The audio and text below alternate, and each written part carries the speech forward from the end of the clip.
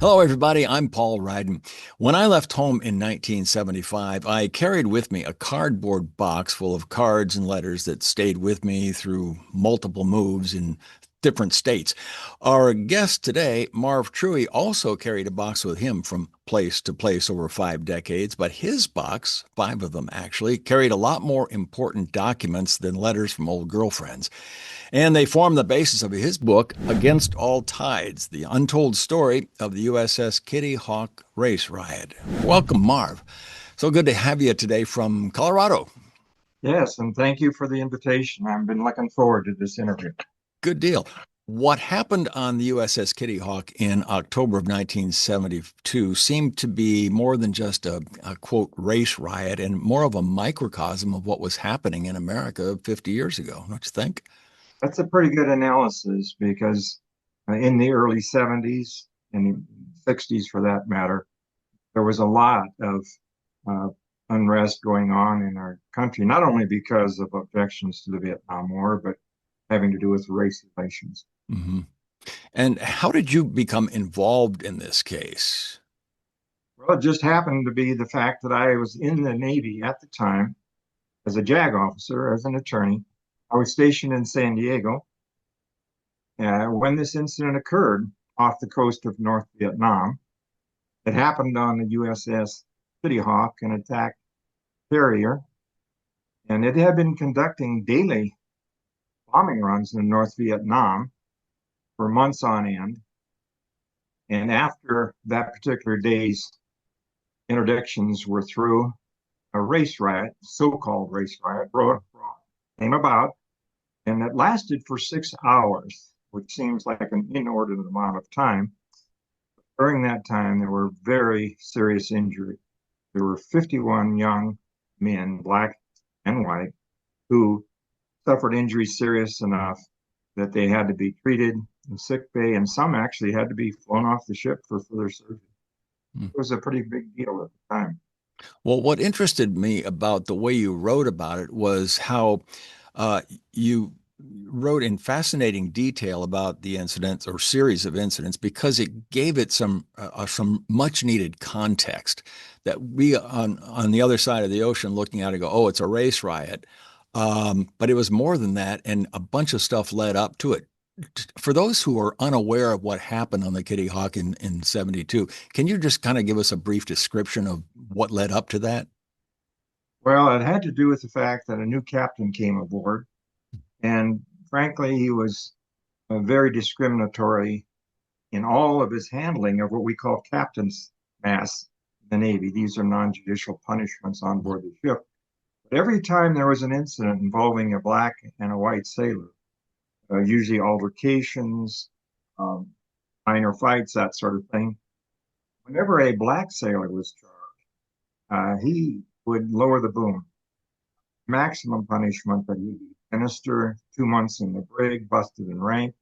But every time a white sailor was caught assaulting a black sailor, he merely dropped the charges, never even brought him to mast in most cases. And when he did, he would drop the charges. And this led to a lot of unrest on board among the young black sailors. So much so that 150 of them began meeting and eventually insisted on talking to the captain about the inordinate way in which he was handling these. But that was just some of the things that led up to the night in question. Hmm. Yeah, and the captain's masts that he did, he would broadcast to the rest of the ship, right? Right, and that was something else. He actually said after the fact that he thought it was probably illegal, but he did so anyway.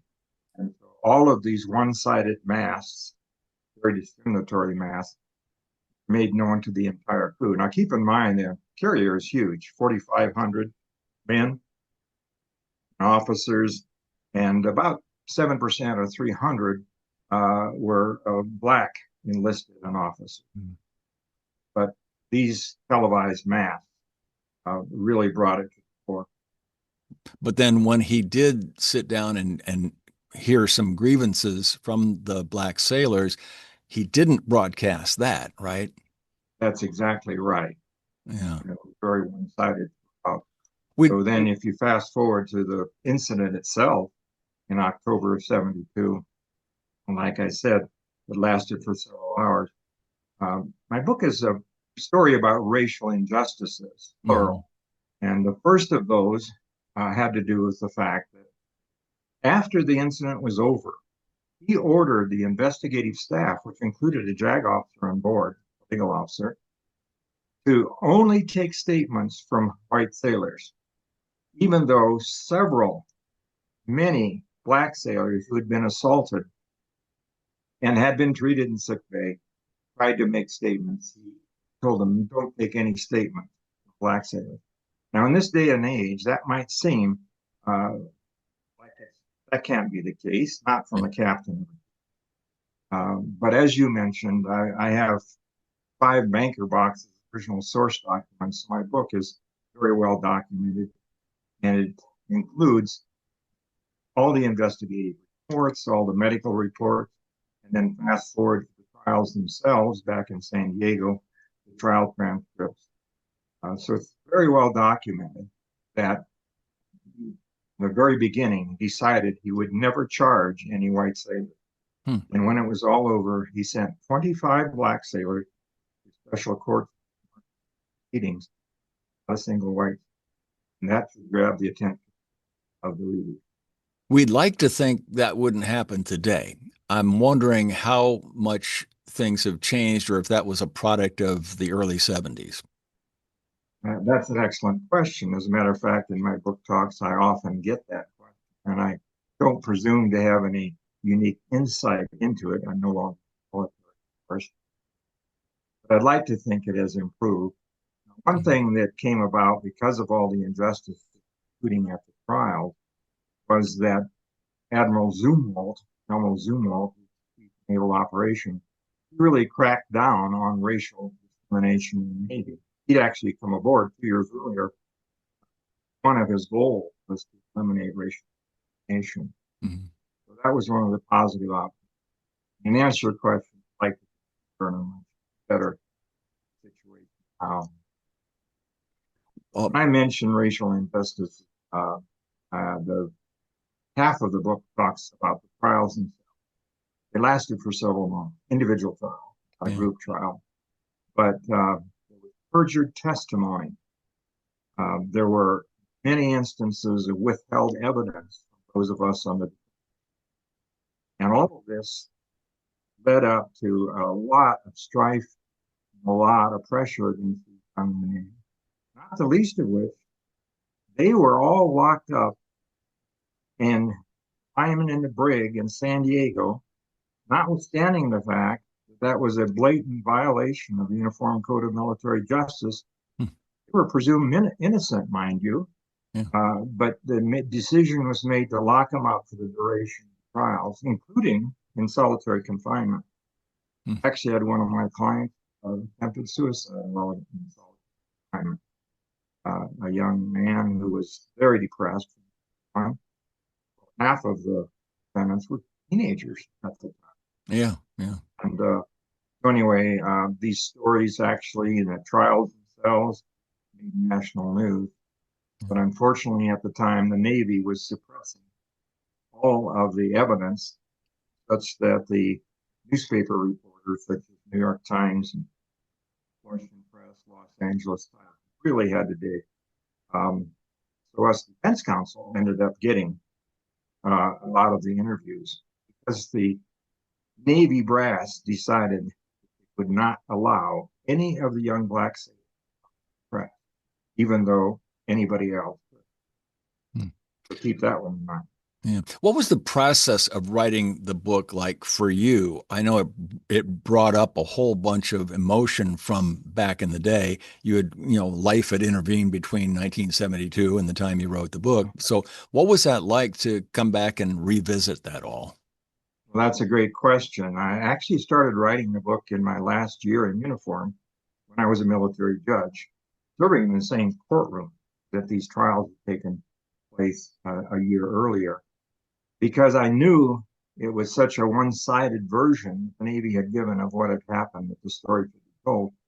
And as you mentioned, life intervened, Mhm. returned to my home state of South Dakota and practice law. But then about 4 years ago, I decided it was time to revisit this. Since I had all of the original source documents, I really dug into them. But reliving it, I was just an angry person as I was at the time, defending because it brought back all of those terrible memories. What do you hope readers get out of reading this account from a very troubling time in our nation's history?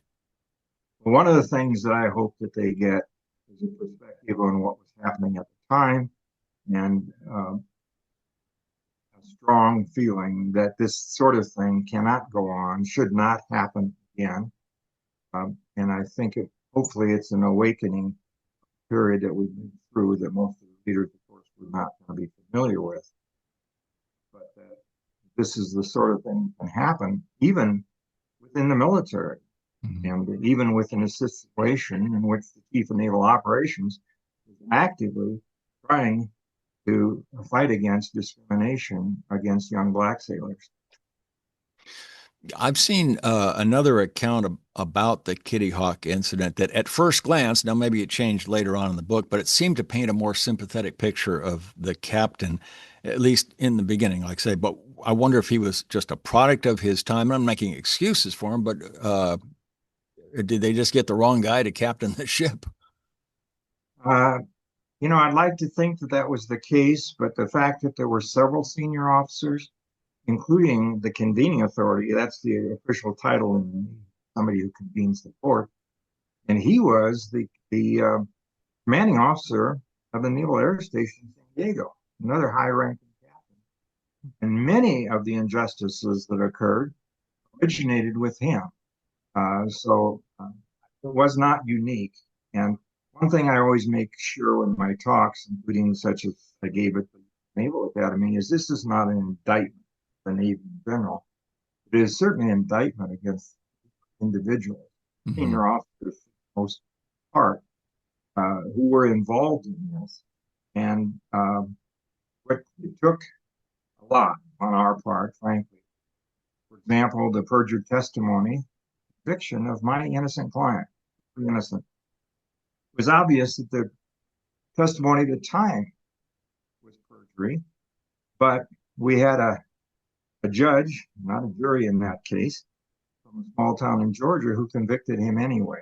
Mm-hmm. And it was shocking to everybody, including all of the press who wrote about it. And as a result of that, we took the extraordinary step of retaining an undercover agent, a former FBI agent who'd been working undercover in San Diego. We had the help of the NAACP resources, which needs to be mentioned. Mm-hmm. And they put forth the money for us to hire this young man, a former Marine officer, in addition to an FBI agent. And he befriended the perjurer, the white sailor, and got him to admit on tape, secretly taped, that he had made up the entire story and that his function in the trials was to convict as many innocent black sailors as he could. Fortunately, he was eventually court-martialed and found guilty of perjury, and the conviction against my client, Stephen Mallory, who'd actually gotten a bad conduct discharge, was reversed. And as a result of these perjury tapes being made public, the NAACP had a press conference in New York City. That made everything change. And suddenly the other white sailors, several of them, started retracting their statements. I had actually two other clients who were ready for trial. And when the perjury tapes came out, they retracted their statements and charged against my clients. The sum total of all of this. You'd like to think, too, that the captain had a black executive officer. You'd think that that would have served as a buffer, that somehow all of this could have been avoided, but that was not the case. And he was. Commander Cloud was mixed race, American Indian and black, and he was a hero during several of my clients. That he was going around these onboard assaults. But he had a stormy relationship with that. Matter of fact, my book outlines some relationship. in which the captain was very critical of him getting involved in trying to break up these incidents. It's hard to believe. Hmm. As a matter of fact, afterwards, my book chronicles, after the incident, the morning after, he ordered the executive officer, the number two man on board the ship, not to meet with any black sailors. Hmm. Ordered him to do that. So yes, you would have thought that having a black XO uh, helped with regard to this situation, but he was very much restricted what he could do. Have you kept up with any of the sailors you worked with? Actually, I have. The I met several new ones since this incident. One in particular, Perry Pettis. He Mhm. was assaulted twice. Tried Right. to make a statement, but he was never charged with anything. But yes, he lives in Louisville, Kentucky now, and I've actually met with him, and I'm on a regular communication with Perry. And the other thing I should is give credit to the other lawyers that are involved in this case. I had contact with 9 other JAG fellow defense lawyers during the making of this book, including some prosecutors, all of them JAG friends that we still keep up with reunions. And so I had a lot of help in writing the book, not only from sailors, many of whom I'd never met before, also from other JAG officers. Well, it's a fascinating read. The book is Against All Tides, The Untold Story of the USS Kitty Hawk Race Riot, and it's available in a number of places from Amazon to Barnes& and Noble and more, and I would Yeah. highly recommend it. Thank you, Marv, again for Yeah. joining us today. Great to talk with you. Thank you, and I hope that if you get an opportunity, you'll read the book. It should be an eye opener. Thank you for. You bet. And thank you, folks, for spending a few minutes with us on the Global Book Network. I'm Paul Ryden. We'll see you next time.